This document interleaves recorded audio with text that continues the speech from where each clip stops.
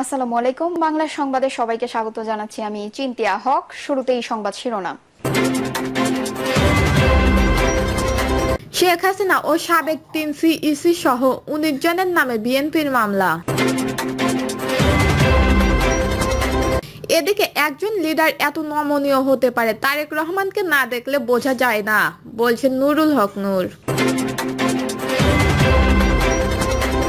জানাবো, দুর্নীতির দায়ে উপদেষ্টা আসিফের ফাঁসি হওয়া উচিত, বলছেন তারেক। ঐকমত্যে না পৌঁছালে রাজনীতি থেকে অবসর নেব, বলছেন এবি পার্টির চেয়ারম্যান। এবং সর্বশেষ জানাবো, মার্কিন হামলার পর দফায় দফায় ক্ষেপণাস্ত্র নিক্ষেপ করছে ইরান। শুনছিলেন সংবাদ শিরোনাম, এবারে বিস্তারিত। শেখ হাসিনা ও সাবেক ৩ সিইসি সহ ১৯ জনের নামে বিএনপির মামলা। ক্ষমতাচ্যুত প্রধানমন্ত্রী শেখ হাসিনা ও সাবেক ৩ সিইসি সহ ১৯ জনের বিরুদ্ধে মামলা করেছে বিএনপি। শেরেবাংলা নগর থানার ভারপ্রাপ্ত কর্মকর্তা মোহাম্মদ ইমাউল হক মামলার বিষয়টি নিশ্চিত করেছেন। মামলার বাদী বিএনপির জাতীয় নির্বাহী কমিটির সদস্য মোহাম্মদ সালাউদ্দিন খান বলেন, ২০১৪, ২০১৮ ও ২০২৪ সালের নির্বাচন পরিচালনাকারী প্রধান নির্বাচন কমিশনার, আইন শৃঙ্খলা বাহিনীর সদস্য, এনএসআই, ডিজিএফআই এর প্রধান সহ তারা সম্মিলিতভাবে প্রশাসনিক নির্বাচন করেছে। দিনের ভোট রাতে করে নিজেকেই প্রধানমন্ত্রী দাবি করেছেন শেখ হাসিনা।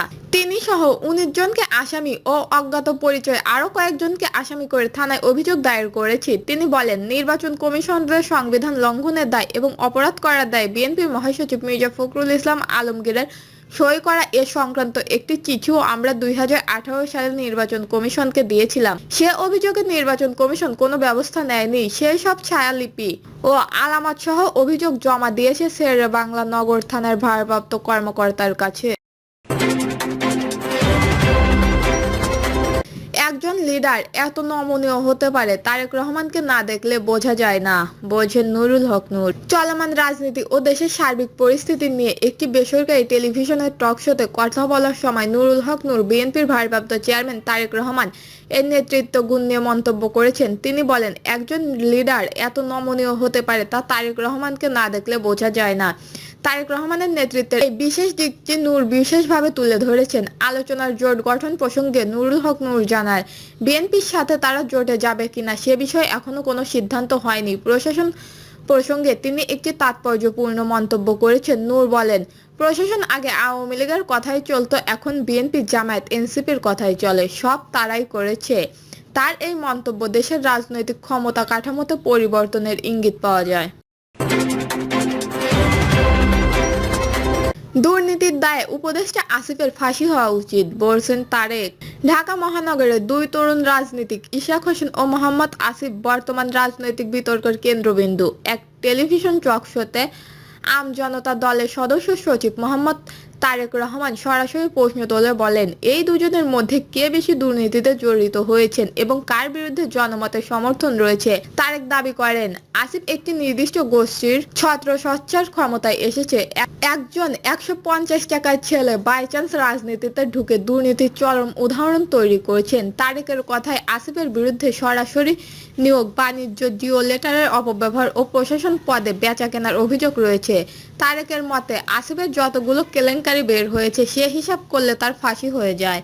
তারেক বলেন, বিভিন্ন হোটেল ও ভবনে গোপন ভাইবা নিয়ে প্রশাসন নিয়োগে জড়িত ছিল একটা গোষ্ঠী, যার জন্য আসিফ সরাসরি সম্পৃক্ত। বিশেষ করে মহাখালীর একটি ভবনে এনসিপির মাধ্যমে নেওয়া সাক্ষাৎকারে এবং রূপায়ণ টাওয়ারের দায়িত্ব বন্টনের ঘটনাগুলোর কথা তুলে ধরেন। অন্যদিকে ইশাক হোসেনের বিরুদ্ধে তেমন কোনো দুর্নীতির অভিযোগ মেলেনি, বরং আদালতের রায়ে তার পক্ষে সিদ্ধান্ত এসেছে। তারেকের এই বক্তব্য অনুযায়ী ইশাক তো শপথই নেননি, তাহলে তার ম্যাচ শেষ হওয়ার প্রশ্নই ওঠে না। আদালত রায় দিয়েছেন, তিনি প্রকৃত বিজয়ী, তাহলে তাকে দায়িত্ব কেন দেওয়া হচ্ছে না, তিনি অভিযোগ করেন। একই পরিস্থিতিতে চট্টগ্রাম একজনকে দায়িত্ব দেওয়া হলেও ঢাকা ইশরাককে বঞ্চিত করা হচ্ছে, বিষয়টি নির্বাচনী বৈষম্য বলে মন্তব্য করেন তিনি। তারেক রহমান বলেন, আসিফ সামাজিক মাধ্যমে জনপ্রিয়তা কৃত্রিম, বিদেশি ব্লগ দিয়ে লাইক কমেন্ট বাড়িয়ে তিনি নিজেকে জনপ্রিয়তা দেখানোর চেষ্টা করছে, অথচ বাস্তবতা ভিন্ন। তিনি এটাও বলতে পারেন, একজন তরুণ যিনি দুর্নীতির দৃষ্টান্ত স্থাপন করেছেন তাকে দায়িত্বের বহাল রাখা সরকারের জন্য লজ্জাজনক। টকশোতে তারেক রহমান একাধিকবার বলেন, জামায়াত, এনসিপি, জাতীয় পার্টি সহ বিভিন্ন দল নিজেদের স্বার্থে অবস্থান পরিবর্তন করছে। তবে তিনি জোর দিয়ে বলেন, আমাদের দল ধানের শীষ প্রতীক নিতে চায় না, আমরা সম্মানের সঙ্গে আলাদা অবস্থানে থাকতে চাই। পরিশেষে তারেক বলেন, নির্বাচনকে সামনে রেখে যেভাবে দুর্নীতি ও বৈষম্য সংস্কৃতি চলছে তাতে জনমতের অনাস্থা তৈরি হচ্ছে। আর এই পরিস্থিতি থেকে বেরিয়ে আসতে হলে সমান আচরণ ও রাজনৈতিক ন্যায় বিচার অপরিহার্য। ঐকমত্যে না পৌঁছালে রাজনীতি থেকে অবসর নেব, বলছেন এবি পার্টির চেয়ারম্যান। দ্বিকক্ষ বিশিষ্ট সংসদ গঠনের প্রস্তাব নিয়ে রাজনৈতিক দলগুলোর মধ্যে এখনো ঐকমত্য প্রতিষ্ঠিত হয়নি বলে মন্তব্য করেছেন এবি পার্টির চেয়ারম্যান মুজিবুর রহমান মঞ্জু।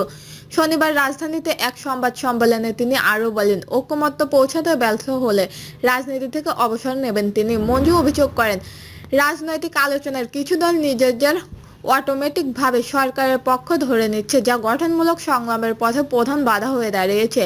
তার ভাষায়, কেউ না কেউ মনে করছেন উনি অলরেডি গভর্নমেন্ট পার্টি, ফলে দ্বিকক্ষ বিশিষ্ট সংসদের প্রস্তাবে বাস্তবায়নে তাদের নির্বাহী ক্ষমতা হ্রাস পেতে পারে বলে ধরে নিয়েছেন তারা। সংসদে নারীদের সংরক্ষিত আসন নিয়ে মঞ্জু জানান, নারী নেতৃত্বের বিশেষিত আসনে বরাদ্দ দিয়েও কাঙ্ক্ষিত প্রতিনিধিত্ব নিশ্চিত করা হয়নি। এ বিষয়ে তিনি বলেন, আমরা দেখেছি যারা প্রার্থী হতে পারেনি তাদের স্ত্রী কিংবা পরিচিত শিল্পীদের নারী আসনে মনোনয়ন দেওয়া হয়েছে। এতে করে নারী নেতৃত্বের প্রকৃত বিকাশ ঘটছে না। দ্বিকক্ষ বিশিষ্ট সংসদ ব্যবস্থার মাধ্যমে রাজনৈতিক ভারসাম্য রক্ষার সুযোগ থাকলেও একে কেউ কেউ কৌশলগতভাবে জোট ম্যানেজমেন্টের হাতিয়ার হিসেবে দেখছেন বলে মন্তব্য করেন মঞ্জু। তিনি বলেন, অনেকেই মনে করেন যাদের সাধারণ নির্বাচনের সুযোগ নেই তাদের আপাই হাউসে নিয়ে আসা যাবে। এটা যদি হয় তাহলে তো এই প্রস্তাব অর্থহীন হয়ে যাবে। এবি পার্টির চেয়ারম্যান আরও বলেন, বিএনপি, জামাত, এনসিপি কার্যত আলোচনার প্রক্রিয়া নিরাপদ পরিষদের মতো আলোচনা করেছে। আমরা বলি জেনারেল অ্যাসেম্বলি, ওনারা বলেন সিকিউরিটি কাউন্সিলর। আমরা যত কথাই বলি বিএনপির আপত্তি দিয়ে কমিশনার এগোতে পারেন না। এমন পরিস্থিতিতে মঞ্জু বিকল্প প্রস্তাবও রেখেছেন। তার মতে বড় বৈঠকের বাইরে বিএনপি, জামাত ও এনসিপির সঙ্গে সাইডলাইন আলোচনা হতে পারে। এছাড়াও তিনি আশঙ্কা প্রকাশ করেন, দ্বিকক্ষ বিশিষ্ট সংসদের প্রস্তাবে সফল বাস্তবায়ন না হলে দেশ আবার পুরনো রাজনীতির অচলাবস্থার দিকেই ফিরে যাবে। মার্কিন হামলার পর দফায় দফায় ক্ষেপণাস্ত্র নিক্ষেপ করছে ইরান। মার্কিন যুক্তরাষ্ট্রে ইরানের 3টি পারমাণবিক স্থাপনায় হামলা চালানোর পর পাল্টা প্রতিক্রিয়ায় দফায় দফায় ক্ষেপণাস্ত্র নিক্ষেপ করছে ইরান। ইসরায়েলের গণমাধ্যম জানিয়েছে, সর্বশেষ ক্ষেপণাস্ত্র হামলায় প্রাথমিক আনুমানিক 300টি রকেট ছোড়া হয়েছে বলে ধারণা করা হচ্ছে। প্রতিবেদনে বলা হয়, এইসব হামলা মূলত ইসরায়েলের সামরিক ঘাঁটি ও কৌশলগত লক্ষ্যবস্তুর দিকে চালানো হয়েছে। যদিও ক্ষয়ক্ষতির বিস্তারিত এখনো জানানো হয়নি, তবে এমন ধারাবাহিকতা হামলার মধ্যপ্রাচ্যে চলমান উত্তেজনাকে আরও উস্কে দিচ্ছে।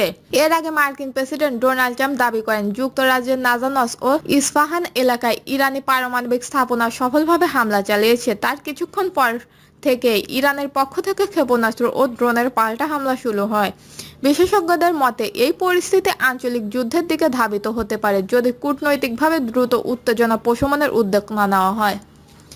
দর্শক, এই ছিল এখনকার সর্বশেষ নিউজটি ভালো লাগলে একটি লাইক দিন, কমেন্টে আপনার মতামত জানান এবং আমাদের পাশে থাকার জন্য বেল বাটনটি অন করে রাখুন। ধন্যবাদ।